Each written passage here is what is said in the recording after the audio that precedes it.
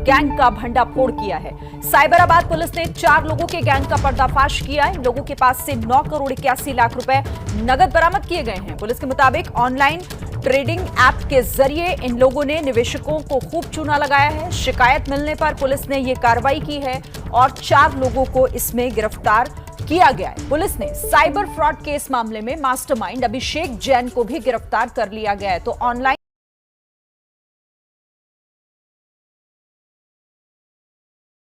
Team ने एक cyber crime का पर्दाफाश किया है।